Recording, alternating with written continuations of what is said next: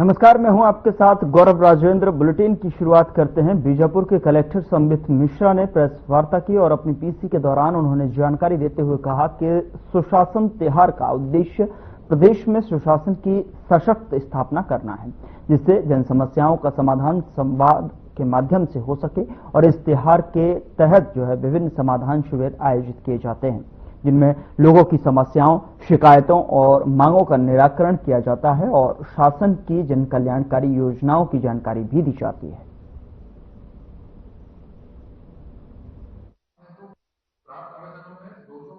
की अनोखा पहल चलाया गया है सुशासन त्योहार 2025। इसमें 3 चरण में काम हो रहा है। पहले चरण में सभी जगह से आवेदन प्राप्त हुए थे, जो शिकायत भी हो सकते थे, मांग भी हो सकते थे। ये चीज समाधान पेटी के माध्यम से हमने कलेक्ट किया था। ये जिला स्तर, विकास खंड स्तर, ग्राम पंचायत स्तर, सभी जगह पे हमने समाधान पेटी रखे थे। उससे हमें एप्लीकेशंस प्राप्त हुए थे। उसके बाद द्वितीय चरण में ये सभी एप्लीकेशंस को ऑनलाइन अपलोड किया गया और जिस विभाग से निराकरण हो सकता है उस विभाग को ट्रांसफर किया गया। जिले में कुल 22,880 आवेदन प्राप्त हुए थे, जिसमें से आज के डेट में लगभग 80% से ज्यादा आवेदनों का निराकरण हो चुका है।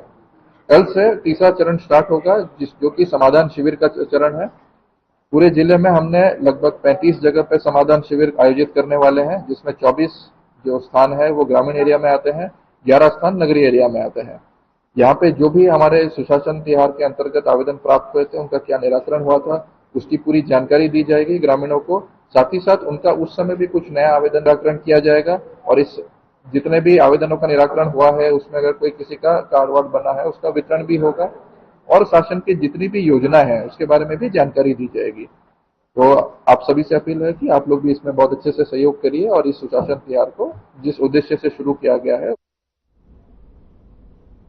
दुर्ग नगर निगम ने अतिक्रमण हटाओ अभियान के तहत इंदिरा मार्केट और मोती कॉम्प्लेक्स के आसपास के क्षेत्र में कार्रवाई की। इस दौरान 2 दर्जन से अधिक अतिक्रमण हटाए गए। निगम की जेसीबी देखकर दुकानदार खुद ही अपने सामान समेटने लगे और अतिक्रमण हटाने लगे। तो वहीं आपको बता दें कि नगर निगम आयुक्त सुमित अग्रवाल के निर्देश पर चलाए जा रहे इस अभियान के तहत सड़कों को खाली कराया गया। दुर्ग महापौर अलका बागमार ने बताया कि निगम की मंशा किसी को अनावश्यक रूप से क्षति पहुंचाने की नहीं है, लेकिन अतिक्रमण हटाना जरूरी है, जिसके लिए शहर की यातायात व्यवस्था सुचारू रूप से संचालित हो सके। और इस दौरान पुलिस बल तैनात किया गया था और निगम अधिकारी, कर्मचारी और परिस्थितियों पर नजर रखते हुए आगे भी अतिक्रमण हटाओ अभियान जारी रखने की बात कही गई है, जिसमें इंदिरा मार्केट से आगे फरिश्ता कॉम्प्लेक्स, श्री शिवम और ग्रीन चौक सहित अन्य जगहों पर कार्रवाई की जाएगी।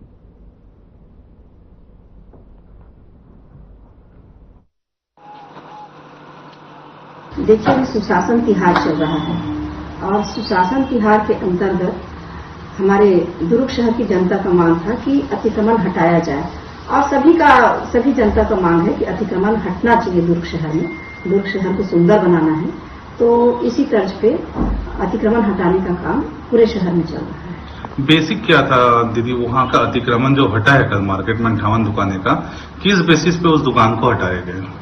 देखिए, बात 58 दुकान की नहीं है। जहाँ पर भी अतिक्रमण है मार्केट एरिया में, एक जगह से चालू करेंगे तो लाइन से होगा तो ऐसा लगता है कि यही 58 दुकान है।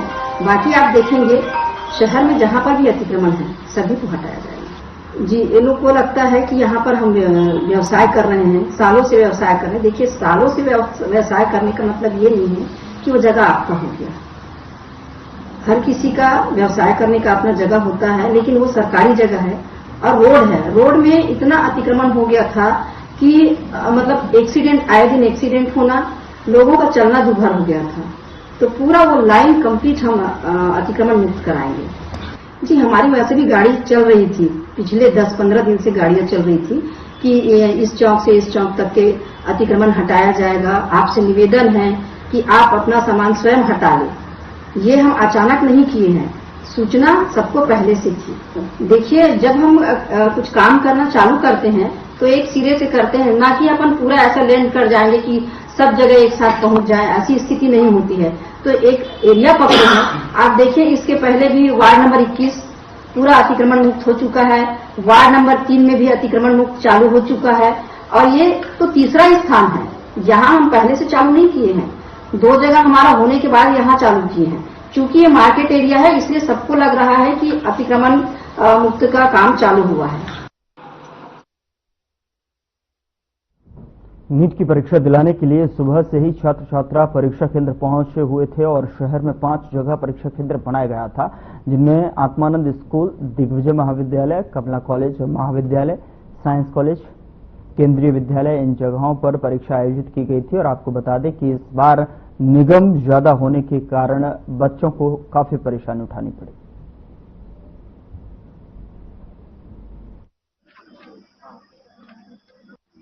जैसा कि आपको विदित है, आज दिनांक 4 मई 2025 को जिला राजनांदगांव में नीट यूजी की परीक्षा आयोजित की गई, जिसमें हमारे जिले में 5 सेंटर्स निर्धारित किए गए थे, जिसमें आपका Kendriya Vidyalaya, Digvijay college, science college, Eklavya school और साथ ही साथ आत्मानंद स्कूल सम्मिलित था। जिसकी परीक्षा का दृष्टिकोण सबसे पहले हमने पेपर बैंक में आया हमारे यहाँ जिले में, जिसे हमने 8 बजे प्राप्त किया। प्राप्त करने के उपरांत सभी सेंटर्स में डिस्ट्रीब्यूट किया। डिस्ट्रीब्यूट करने के बाद वहां पेपर्स को अच्छे से रखा गया, डिस्ट्रीब्यूशन के रेडी किया गया बच्चों को देने के लिए। उसके बाद 11 बजे आपकी एंट्री स्टार्ट की गई। 11 के पश्चात 2 बजे तक लास्ट टाइम थी एंट्री की, 2 बजे से परीक्षा प्रारंभ कर दी गई, जो कि 3 घंटे की थी, 2 से 5 बजे तक। और इसमें मैं बताना चाहूंगा कि दिग्विजय कॉलेज में 443 बच्चे प्रेजेंट थे, 17 एब्सेंट थे, टोटल 480 थे। एकलव्य स्कूल में 142 बच्चे प्रेजेंट थे, 10 एब्सेंट थे, टोटल 162 थे। और ओवरऑल बताऊंगा तो हमारे कुल बच्चे 1842 थे, जिसमें 1768 बच्चे उपस्थित थे और 74 बच्चे एब्सेंट थे। इस प्रकार आज की नीट यूजी परीक्षा हमारे जिले में सफलतापूर्वक आयोजित की गई।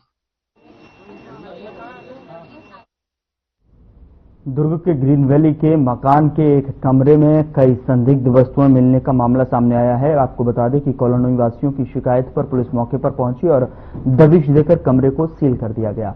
जानकारी के अनुसार चौहान ग्रीन वैली कॉलोनी की कमरा नंबर E637 में पुलिस की टीम पहुंची, जहां से पुलिस ने बड़ी मात्रा में आपत्तिजनक सामान बरामद किया है। आपको बता दें कि कॉलोनी वासियों ने पुलिस को संदिग्ध गतिविधियों की शिकायत की थी और मकान कमल किशोर नायक का है, जो रेलवे कर्मी है। पुलिस मकान मालिक को हिरासत में लेकर पूछताछ कर रही है। जांच में जो भी तथ्य सामने आएंगे उसी आधार पर कार्रवाई की जाएगी।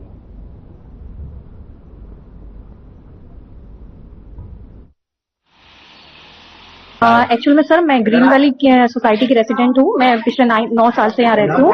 3 दिन पहले मैंने OLX में ऐड देखा था। मैं फ्लैट सर्च कर रही थी, तो मैंने देखा कि ग्रीन वैली में रेंट पे फ्लैट है, तो उसमें 1000 रुपीज रेंट मेंशन था। तो मुझे थोड़ा सा डाउट हुआ, तो मैंने उसमें क्लियर डिटेल जानने के लिए मैंने उस पर देखा, तो उस पर लिखा हुआ था कि 1 डे का चार्ज 500 रुपीज है। तो मुझे थोड़ा सा डाउट हुआ, तो मैंने अपने हस्बैंड से ये चर्चा की इस विषय में। उसके बाद मैंने डीपी जानने के लिए उसको अपने नंबर से कॉल किया।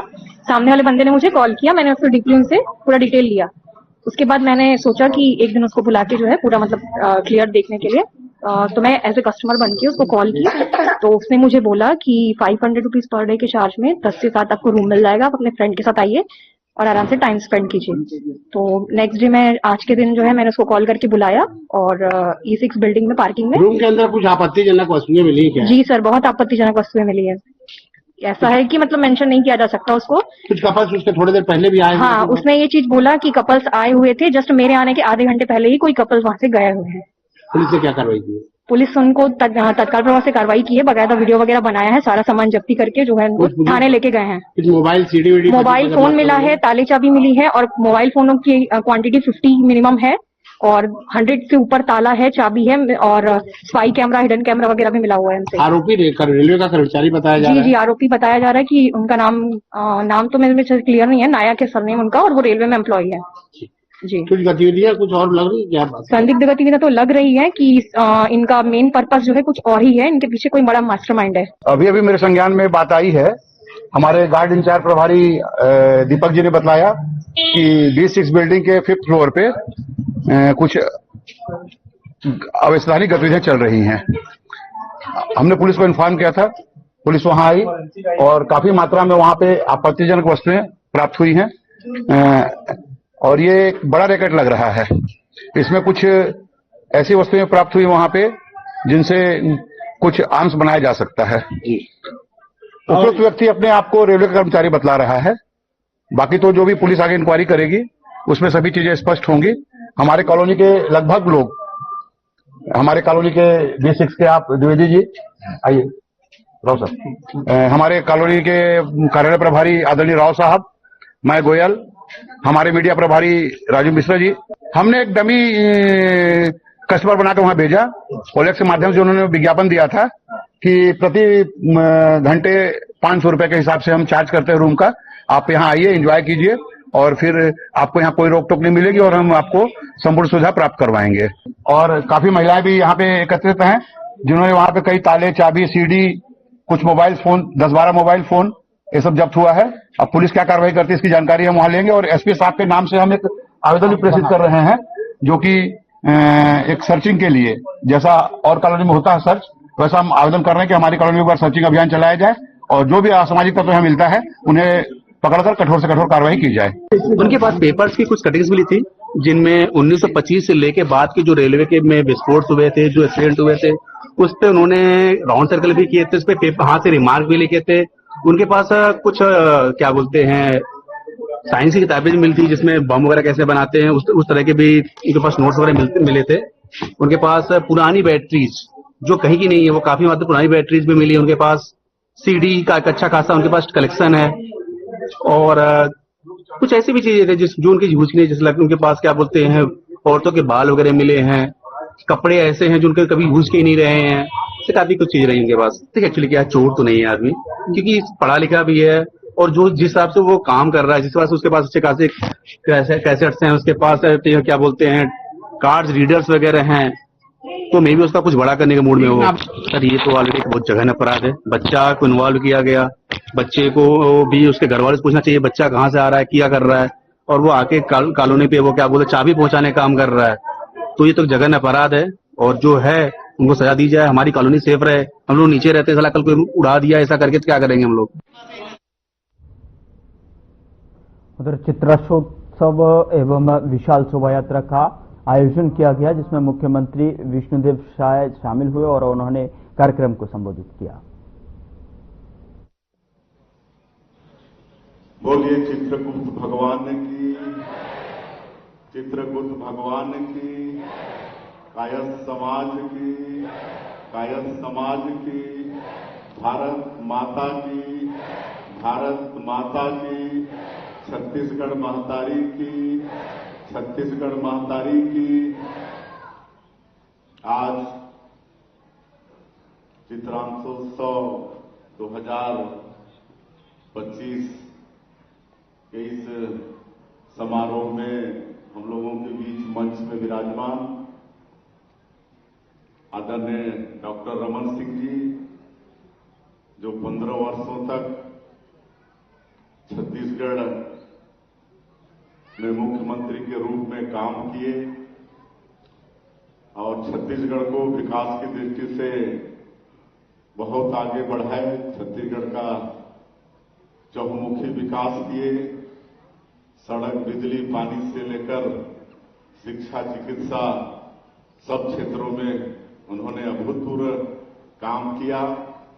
छत्तीसगढ़ में पहले भूखमरी होती थी, गरीब लोग कोदो, कुटकी, महुआ खाते थे, उसके बाद भी उपवास होना पड़ता था, भूख से लोग मरते थे, लेकिन भूख को भी भगाए और चाउर वाले बाबा के नाम से विख्यात हुए हमारे विधानसभा के अध्यक्ष डॉक्टर रमन सिंह जी और कायस्थ समाज के गौरव, भारतीय जनता पार्टी के प्रदेश के महामंत्री और नगर निगम में सभापति भी रहे और अभी नान के चेयरमैन हैं श्री संजय श्रीवास्तव जी, कायस्थ समाज के मंच में विराजमान सभी पदाधिकारीगण, श्री रंजन श्रीवास्तव जी, श्री राजेंद्र श्रीवास्तव जी, श्री प्रमोद खरे जी, श्री सुभाष वर्मा जी, श्री राजेश श्रीवास्तव जी, और किसी का नाम छूट रहा होगा तो मैं क्षमा चाहूंगा। और इस उत्सव में उपस्थित कायस्थ समाज के सभी सज्जनवृंद, मातृशक्ति माताएं, बहनें, युवा साथियों, भाई और बहनों, आप सभी को सबसे पहले चित्रांतोत्सव की बहुत बहुत बधाई, बहुत बहुत शुभकामनाएं। भगवान चित्रगुप्त से प्रार्थना है कि उनका आशीर्वाद हम सब लोगों के ऊपर, पूरे छत्तीसगढ़ के ऊपर हमेशा बना रहे। छत्तीसगढ़ में खुशहाली हो, छत्तीसगढ़ के हर घर में सुख और समृद्धि हो। और जैसा 2012 से आप लोग ये उत्सव मनाना शुरू किए हैं और उस समय हमारे डॉक्टर रमन सिंह जी मुख्यमंत्री थे, तो उनके कर कमलों से महोत्सव का शुभारंभ हुआ है और लगातार 14 साल मनाते हुए आप लोगों को हो रहा है। नक्शा मुख्यमंत्री के रूप में और अब विधानसभा अध्यक्ष के रूप में भी लगातार शामिल हुए हैं। हमको मुख्यमंत्री के नाते आप लोगों ने पिछले साल बुलाया था, इस साल भी बुलाए हैं, इसके लिए बहुत बहुत धन्यवाद समाज का और संजय श्रीवास्तव जी का। और जहां तक कायस्थ समाज की बात है, अभी डॉक्टर साहब नाम ले रहे थे कि कायस्थ समाज ऐसा समाज है जो इस देश को आजादी के बाद पहला राष्ट्रपति देने वाला, लाल बहादुर शास्त्री जैसे प्रधानमंत्री देने वाला, और कितने नाम हर क्षेत्र में, फिल्म जगत में अमिताभ बच्चन जैसे मतलब हस्ती देने वाला ये समाज कितना नाम है। तो ऐसा ये प्रबुद्ध समाज है। और ब्रह्मा भगवान के मानस पुत्र चित्रगुप्त जो यमराज के विशेष सहायक, जो सबके कर्मों का लेखा जोखा लिखते हैं और जिनका नारा है जैसा करोगे वैसा भरोगे, तो ऐसा ये समाज है।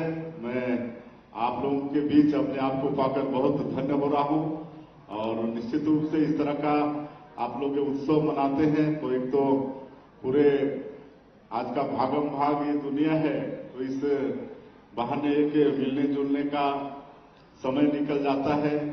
और यहाँ पर आप लोग समाज के जो विभिन्न क्षेत्रों में उत्कृष्ट लोग हैं, प्रतिभाएं, उनका सम्मान भी किए हैं शिक्षा के क्षेत्र में और भी कई क्षेत्र में, तो मैं उनको भी बहुत बहुत बधाई और शुभकामना देता हूं। और आज संजय श्रीवास्तव जी जो लगातार जनसेवा में लगे हुए हैं, एक बड़ा काम उनको सरकार ने सौंपा है, नान का काम, जो कि गरीबों के उदर पोषण करने का काम है, सबको भोजन पहुंचाने का, राशन पानी पहुंचाने का ऐसा बड़ा दायित्व है। तो जिस तरह से भगवान चित्रगुप्त सबके कर्मों का जैसा कर्म करने वाला लिखते हैं, वैसे यो भी नान के क्षेत्र में अच्छा काम करके गरीब दुखी तक राशन पहुंचाने का काम करेंगे। और आप सब लोगों का आशीर्वाद हम लोगों को मिलता रहे। हम लोग जिस विश्वास के साथ छत्तीसगढ़ की जनता हम लोग को सरकार में बैठाई है और ये 15-16 महीने में मोदी की गारंटी को भी पूरा करने का प्रयास लगातार सरकार की तरफ से चल रहा है। वो हर क्षेत्र में जो वादा था उसको पूरा कर रहे हैं, चाहे वो आवास का काम हो, चाहे किसानों से किया वादा हो, चाहे महिला सशक्तिकरण के लिए महतारी बंधन योजना हो, रामलला दर्शन योजना वो भी हम लोग निकाले हैं, क्योंकि छत्तीसगढ़ वासियों का प्रभु श्री राम से विशेष लगाव है। माता कौशल्या का मैके है छत्तीसगढ़ और भगवान राम अपने 14 साल के वनवास काल में से सबसे ज्यादा समय 10 साल छत्तीसगढ़ में ही बिताए हैं और 500 साल के संघर्ष के बाद भगवान राम भव्य मंदिर में विराजे हैं। तो सबकी इच्छा होती है कि उनका दर्शन करें। तो अभी तक रामलला तीर्थ दर्शन योजना से 22,000 से ज्यादा लोग लाभान्वित हुए हैं और मोदी की गारंटी को पूरा कर रहे हैं। एक और शुरुआत किए हैं, आदरणीय डॉक्टर साहब एक मुख्यमंत्री तीर्थ दर्शन योजना भी शुरू किए थे। हमारे बूढ़े बुजुर्गों की इच्छा होती है कि अंतिम समय में तीर्थ यात्रा कर लें, गंगा स्नान कर लें, लेकिन कई परिवार में वो सक्षमता नहीं होती है और बच्चे उनकी इच्छा पूरी नहीं कर पाते हैं। लेकिन वो इच्छा पूरी करने का काम भी डॉक्टर रमन सिंह जी कर रहे थे और वो श्रवण कुमार भी वो कहलाए थे। बहुत लोग उनको श्रवण कुमार भी बोलते थे। 5 साल कांग्रेस की सरकार थी तो योजना बंद थी इस प्रदेश में। अभी मार्च महीने से फिर से वो योजना को चालू कर दिए हैं। अब 60 साल से ज्यादा उम्र के हमारे जो बुजुर्ग है या कोई विधवा है, परित्यक्ता है, कोई दिव्यांग है, तो उनके लिए ये उम्र की कोई मतलब प्रतिबद्धता नहीं है, किसी उम्र को जा सकेंगे। तो ये मुख्यमंत्री तीर्थ यात्रा दर्शन का भी लाभ लेने की आवश्यकता है। और हम लोग लगातार विकास के साथ साथ सरकार में पारदर्शिता और सुशासन स्थापित करने का भी काम कर रहे हैं। और पहली बार और शायद ये पहला प्रदेश है छत्तीसगढ़ देश में कि हम लोग गुड गवर्नेंस को लेकर एक अलग से विभाग यहाँ पर गठन किए, सुशासन और अभिसरण विभाग। और इसके माध्यम से जितने भी भ्रष्टाचार के जो रास्ते हैं सबको बंद कर रहे हैं और सबको डिजिटलाइज कर रहे हैं, ताकि मतलब भ्रष्टाचार का कोई भी रास्ता मतलब यहाँ पर नहीं रहे। तो ये सब प्रयास हो रहा है। और बस्तर क्षेत्र में भी जो नक्सलवाद है उससे भी हम लोग मजबूती के साथ लड़ रहे हैं। और डबल इंजन की सरकार है उसका भी लाभ हम लोगों को मिल रहा है। और हमारे देश के यशस्वी गृह मंत्री अमित शाह जी वो संकल्प भी कर चुके हैं कि आने वाले साल 31 मार्च 2026 तक पूरे देश से इस नक्सलवाद को समूल नष्ट करना है। और बहुत चिंता भी कर रहे हैं। अभी बहुत बड़ा ऑपरेशन छत्तीसगढ़ और तेलंगाना के सीमा में जो पहाड़ी है उस पर चल रहा है। और जिस तरह से हम लोग लड़ रहे हैं, मुझे पूरा विश्वास है कि माननीय गृह मंत्री जी का संकल्प पूरा होगा और छत्तीसगढ़ में शांति व्यवस्था कायम होगी। और उसके बाद तो आप सब लोग जानते हैं कि छत्तीसगढ़ एक बहुत सुंदर प्रदेश भी है, बहुत समृद्ध प्रदेश भी है, क्योंकि छत्तीसगढ़ में खनिज संपदा भरपूर है। 44% यहाँ का भूभाग वनों से आच्छादित है। सैकड़ों तरह के फॉरेस्ट प्रोड्यूस है। यहाँ की धरती माटी उर्वरा शक्ति से भरपूर है, मेहनत कश किसान है। तो सब मिलके हम लोग को विकसित छत्तीसगढ़ खड़ा करना है। कहे कि हमारे प्रधानमंत्री जी का भी संकल्प है 2047 तक इस देश को विकसित भारत के रूप में खड़ा करने का। तो हम लोग को भी विकसित छत्तीसगढ़ खड़ा करके सहयोगी बनने का मतलब अपना चांस गंवाना नहीं है। और विकसित छत्तीसगढ़ खड़ा करने में कायस्थ समाज का भी बहुत बड़ा अहम रोल रहने वाला है, जिसको आप सब लोग पूरा करेंगे ऐसा मुझे पूरा उम्मीद है। अंत में फिर से आप लोगों को चित्रगुप्त जयंती की बहुत बहुत बधाई, शुभकामना। और आप लोगों का आगे भी हम लोगों के प्रति आशीर्वाद मार्गदर्शन बना रहे। भगवान चित्रगुप्त का आशीर्वाद छत्तीसगढ़ पर बना रहे। बहुत बहुत धन्यवाद। जय हिंद, जय छत्तीसगढ़।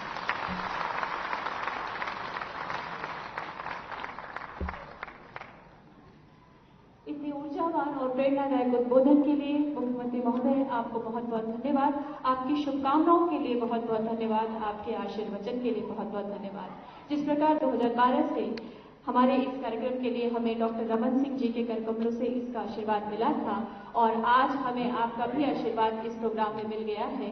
चित्रगुप्त आयोजन समिति के संयोजक श्री संजय श्रीवास्तव जी के नेतृत्व में लगातार अनवरत ये प्रकटोत्सव का कार्यक्रम चित्रगुप्त जी का हम करते आ रहे हैं और हम चाहते हैं कि आज आप इसकी बहुत ही मधुर सी स्मृति अपने हृदय पटल और मस्तिष्क पटल में आप सभी लेकर जाएं। इसीलिए मैं आग्रह करूंगी श्री संजय श्रीवास्तव जी से और हमारे जितने भी वरिष्ठ मंचासीन हैं उनसे कि वो स्मृति चिन्ह देकर मुख्यमंत्री महोदय जी को और साथ में हमारे और भी अतिथियों का स्मृति चिन्ह से यहाँ पर स्वागत करें और ये बहुत खूबसूरत सी स्मृति वो हमारे साथ इस आयोजन के साथ लेकर जाएं और हमेशा ऐसा ही आशीर्वाद हमारे साथ बनाए रखें।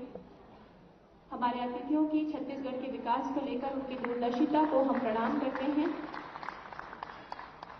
हम आश्वस्त हैं कि हर बार हमें इसी तरह से आशीर्वचन देने के लिए हमारे साथ हमारे अतिथि महोदय हमेशा आते रहेंगे और हमें इन्हीं तरह